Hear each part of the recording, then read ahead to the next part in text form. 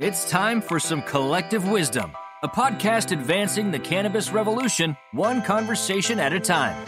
We all benefit from sharing knowledge and experiences. So if you want to learn about the business of cannabis from those in the trenches, you've come to the right place. Here's your host, Lisa Tollner, co-founder of SensiChew. My guest today is Ellen Komp, Deputy Director of California NORML. Ellen has been a pioneer and activist for hemp and marijuana in California since 1991.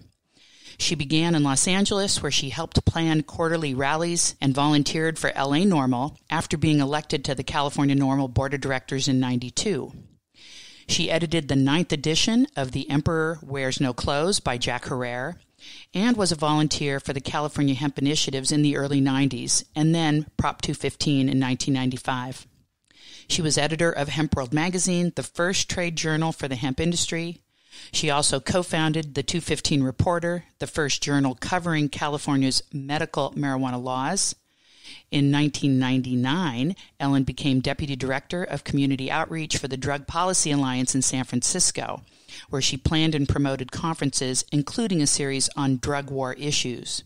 Then in 2001, she developed a website to assist attorneys in medical marijuana defenses for the Office of Legal Affairs in Oakland. And she was also named High Times Freedom Fighter.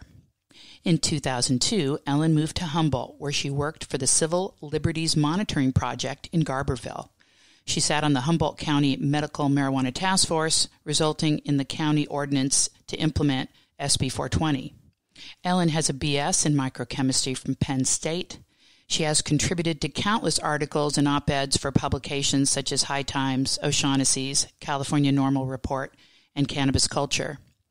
She founded the website veryimportantpotheads.com in 2001, and she writes about famous women in cannabis in her blog, Token Women, and also is the author of the book, Token Women, A 4,000-Year Her Story. Ellen has been fighting for marijuana rights for all of us for nearly 30 years. Ellen Komp, welcome to Collective Wisdom. I'm honored to have you on the show. Thank you. Thanks for having me. So to kick off our talk, please introduce the listeners to CalNORML. Sure. Well, CalNORML is the state chapter of NORML, the National Organization for the Reform of Marijuana Laws, which is celebrating its 50th anniversary this year going into next. It was kind of a slow start with everything that's happening this year. And CalNORML has been around since 1972. It branched off of the effort that put the very first legalization measure on the state ballot in '72. And I currently answer a hotline that's been in continuous operation since then. We are an advocate for cannabis consumers, for their personal rights, and for their rights to be part of this new industry that's developed since we have passed Prop 215 in 1996 and then Prop 64 in 2016 for recreational legalization. And there's been, I foolishly thought my job was over in 96 after we passed Prop 215 and that everything would be fine and everything would work out. But the devil is always in the details. And I knew very much going into Prop 64, the aftermath, that we'd have a lot more work to do. We currently watchdog about 60 bills a year in the state legislature, and as well as trying to advance bills of our own to move the ball forward. Everything, mostly about regulation and trying to keep those fair. And we're working to try and lower taxes and regulatory fees on behalf of patients and others who need good access, as well as the businesses that are having trouble competing with the ever-existing illicit market. So there's been a lot of bumps along the way. We're continuing to fight bad information put out about cannabis all the time. We're very much on top of the studies that come out about it. And right now, the rubber's hitting the road at the local level all across California in the 58 counties and 482 cities that are needing to pass ordinances to implement the legalization laws. And there's been resistance to opening up consumption rooms, where people consume it. We're trying to expand that because to me, it's still not legal enough unless there's places where you can go and enjoy it with friends. Obviously not right now, but we've had to actually work very hard since the shelter in place orders came out. We were able to help get cannabis designated as essential because people need it for medicine. And then the question is, what does that mean for the recreational user, and how should it disperse to people, and how to keep the employees at the cannabis businesses safe. So yeah, there's never an end to the issues that we still need to work on. And our number one thing is to try to get employment rights for cannabis users in California. You know, there's about 16 other states now that have laws on their books that do protect medical cannabis users mostly. A few places have also started to pass laws. New York City is one, and Nevada is another, protecting against pre-employment drug screening discrimination for cannabis users for any reason. And California is really behind the ball on this because our law passed so early. It was before sort of these issues came up. We got a bad court ruling in 2008 that said that Prop 215 didn't protect workers on the job against employment discrimination. We passed a law right away in the California legislature to change that, and Governor Schwarzenegger vetoed it. And we've been trying ever since to get that bill introduced.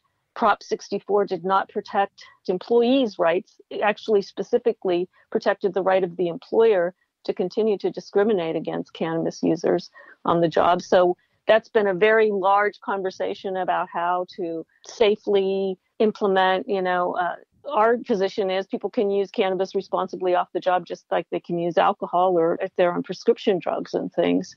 And there's been so much resistance to that among the California Chamber of Commerce and various industries and things. And so we've had to do a lot of work and try and educate and try and build support for that in California. And we have a bill introduced this year, but with everything happening in the legislature, a lot of the bills are being pushed back for, emergency bills around COVID and things. So really not sure what's going to happen with that this year. Everything's taking a back seat due to the virus. The legislature's closed right now. They're not having any sessions right now. Exactly. And they keep extending that date. And from what Governor Newsom said yesterday, it sounds like it's going to be a little while longer. Do you think that the just sort of perception of recreational use versus medical use is a little bit at odds with each other in terms of the perception from an employment standpoint, or not? Not really. The crux has been, is there a way to tell if someone's impaired on the job? This has been a real issue. We do a lot of work around driving rights, too. In fact, if you have a driver's license in California, you can pretty much thank NORML because we've had to fight off bad bills every year that want to take away driver's licenses for a pot bust. There are some states that have zero tolerance if you have any cannabis in your system. It's a DUI. But we've come back at them with science. And the thing is that the science shows that there's no sort of blood alcohol test for cannabis impairment, right? Because it's more subtle. People respond to it differently. If you're using it a lot for medical use, for example, you build up a tolerance to the effects of it that would impair your driving and stuff, right? Right. Our bill says no one can be impaired on the job. And they said, well, how are we going to measure that? And so that they can satisfy their insurance companies or any kind of liability issues and things like that. There are these things called performance tests that actually are a better option, where you would come in and do a little test like on a tablet or even a phone or something, and it would kind of measure your actual impairment instead of some kind of chemical test, which does not really correlate with what your impairment is at that moment. And that would pick up impairment for prescription drugs or stress or fatigue or lots of other things that actually do impair people on the job and do cause accidents. So we've been trying to have this big conversation and move people away from urine testing, which is the worst kind of testing around marijuana because it can pick up use for, weeks before you've used it. And it was pushed on us by the Reagan administration, actually, back in the 80s. And it's required to do urine testing by federal, if you have a commercial driver's license or an airline pilot or a lot of things that come under federal jurisdiction. They require right now urine testing. But one federal agency, SAMHSA, has just come out and said that oral swab testing would be an alternative.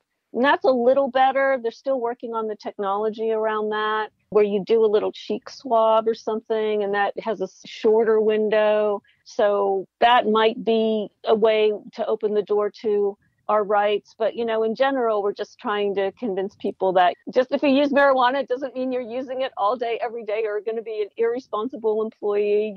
I'm doing a survey right now on our site, canormal.org, if anyone wants to come in and take it. We're trying to get even a better handle on how people have been discriminated against. I'm hearing from a lot of people who are either unemployed or underemployed because they can't get the job that they want or that they trained for and went to school for because they need to use it for medical purposes or they just choose to use it for recreational ones. And that's got to change. To me, it's not legal until we have our full personal rights. From your view, what's the likelihood of seeing a descheduling? NORML's been working on that since the 70s in court. Sure. And as recently as a few years ago in California, there was a case. And I mean, Paul Armentano, who's our deputy director nationally, he brought reams of literature and everything. And we're really not going to see that until we see a change in the makeup of Congress. We have actually more and more bills all the time being introduced and co-sponsored. One is the MORE Act, which would deschedule cannabis and do a lot of other stuff, including social equity provisions and things like that. Has a lot of co-sponsors. It's moving in the House, but it's facing a blockade in the Senate, like almost everything. And until that changes federally, I don't know what can happen. But we are making progress federally for the first time since I've been involved in the 90s. I mean, we couldn't even get a hearing in the past at the federal level. The foundations of it all are crumbling. How soon it'll happen is anybody's guess, honestly. I mean, right now, the political situation's so bizarre. No one can prognosticate. We've never seen things like this before, you know? Right. So are there any particular bills, even though things are at a standstill, are there any particular bills that you feel are really at the kind of top of mind for you in terms of making a difference for both users and businesses? I mean, you said there's some 60 bills, but I imagine a portion of those are little subsets of things that you're trying to adjust and refine. Are there any more significant bills that you're really excited about? You mean at the state level or the federal level? I'm thinking more federal level, actually. Okay. So the federal level, I just got something from Justin Streekel, who's our lobbyist. Their push right now is to open up SBA funding for cannabis businesses that have been affected by COVID-19 because small business funding is federally dispersed. And since we're still Schedule 1, we can't benefit from that. So there are, two of our champions in Congress, Earl Blumenauer and Jackie Rosen, she's from Nevada, are circulating bipartisan sign-on letters to congressional leadership demanding that state licensed cannabis businesses are able to access the Small Business Administration. So people can go to NORML.org and find that action and take action on it and share it on Facebook and Twitter. The push now is to try to get congressional leadership. And we've heard that Nancy Pelosi, our state congressman from San Francisco, who is the House Majority Leader. Right. We hear that she's in favor of it and wants to push it because there's going to be more stimulus packages coming through and things like that. So that would really help cannabis businesses. It's been really rough for them with all the getting up to speed with all the taxing and regulating, the new packaging that was required. And there's been such a shakeout. And then the whole vape crisis that hit last year, which was really all about illicit vapes. Right. The health problems all came from those, that it hurt everybody. And now this COVID thing has hit everybody. And so we really need to do all we can to support the illicit cannabis market for everyone's health, as well as for the business itself, and to keep advancing forward as far as our human rights issues. Yes. Now, is there any movement on banking? I sort of see that as one of the last even though there's lots of areas for improvement, that's one significant area that is a big problem for the businesses. Any movement there? Yeah, we thought we were going to get the Safe Banking Act. It went farther than it had gone in the House, and it was heading over to the Senate. And then the chair of the Senate Banking Committee came out with all kinds of crazy things he wanted attached to it, like a limit on THC of some ridiculous number. And so we hit a Senate blockade on that. But boy, everyone's behind that. Even the bankers are behind that. They really want to see this happen. And that's another thing really that has to happen federally. I mean, there's been a bill in state for the last couple of years trying to establish some kind of state bank. But that would probably take 10 years, I think, at least to happen.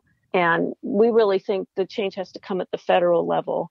And again, because the federal banking regulations and everything. So yeah, it's a real problem, and it's become even a bigger problem during COVID because everything has to be done in cash, and it's really not healthy, That's right? right. Or safe. All that money's changing Oh, hands. I know. It doesn't make sense. It really doesn't. Hey, you mentioned something earlier that I'm intrigued by. You said bad information. What kind of bad information do you hear? Are you aware of? Because I think that might be interesting for our listeners to get a feel for what's not real. Well, there's been a lot of talk recently with COVID. There's this group called something about Americans Against Legalizing Marijuana that puts out press releases and says things like smoking marijuana is cancer causing or harmful to the lungs and things like that. And if you really look at the studies, yes, it can be temporarily cause bronchitis and things, but the long-term longitudinal studies that have looked at it have said that it's not harmful, or at least it's much less harmful than smoking cigarettes. It's kind of a knee-jerk. In fact, we're running in at the local level to the anti-tobacco brigade that's very well funded in California off of every pack of cigarettes that's sold. Yeah. And it's saying that we can't have smoking, we can't have smoking rooms. And especially around the vape crisis last year, it all kind of got conflated because people jumped on that and wanted to ban flavored vapes of all sorts and things like that. So it's really been hard to kind of pick through that. In fact, we've been trying to advance vaporization as a healthier way to consume cannabis since like 2002 when we funded some of the first studies into it. And they showed vaporization, if it's done properly, it only heats the cannabis to the degree that it releases the active chemicals in it, right? It doesn't burn the plant matter, so it doesn't make the tars or the problems with smoke. So we've been advancing, dry herb vaporization. Then the vape pens came along, and the problem with those was that the illicit ones were using additives that were not safe. So, for example, a vape lounge is a great way to go as far as protecting employees and being less obtrusive than allowing smoking. And there are some vape lounges operating just fine. And I mean, I've been in those and you can't really smell it. It's not like smoking, which is maybe better for an outdoor situation. But those are going to see a slowdown now with social distancing, which some people are projecting could go another year to year and a half. So the lounges are going to get waylaid. I mean, that was the first thing that closed, and we were totally for that. But first in San Francisco and then in Berkeley, the local health departments decided suddenly, oh, no, we've got to close down everything, or we've got to not allow pickup or delivery. And Santa Clara got on board with that and stuff. And LA was looking at it. And so we've had to be active at the local level too. I mean, it's ironic. People can buy liquor or cigarettes anywhere, right? Liquor stores are allowed to remain open because they sell other essential products. But of course, cannabis businesses aren't even permitted to sell any other kind of product. Yeah, it makes no sense. So we don't want to see a situation where people are being forced to go back to the illicit market. And yeah, you're right. If it lasts for a long time, some of these businesses are, having trouble keeping their doors open before all this hit. So we want to keep that supply line open for regulated, tested, and taxed cannabis. I'm impressed by how the industry has made the adjustments so quickly. And they've instituting delivery services and curbside pickups, and all the cleanliness and safety factors certainly is part of that. But keeping their businesses alive in spite of the change. And so the resilience is impressive. And it also, I think, is forcing the many aspects of the industry to use technology more effectively. So ultimately, that's potentially going to be good for the planet, less waste, less cars on the road. I mean, even though there's not as many cars on the road right now anyway, but I think there's some good things that will happen through this. You mentioned California a moment ago. What are some of the good things happening at the California level?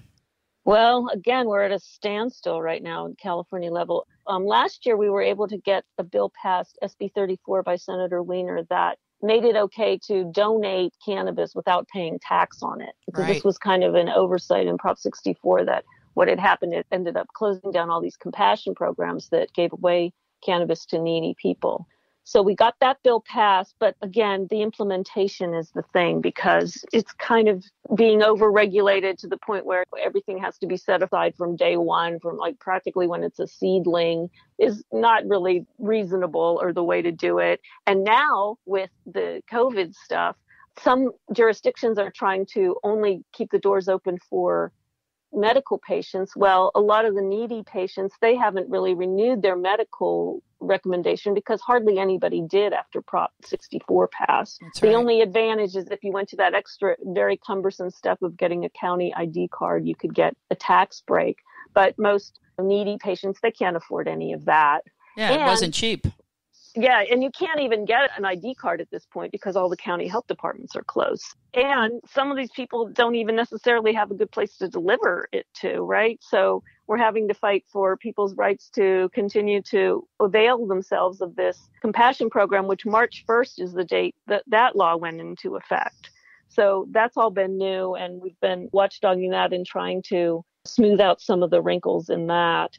Do you find that when you're working on a bill that, okay, it's one thing to get the bill passed, but I keep hearing you say implementation. Mm-hmm. So it's one thing to get it passed, but the actual reality of a bill and how it's implemented, where it really rubber hits the road, that's another thing altogether.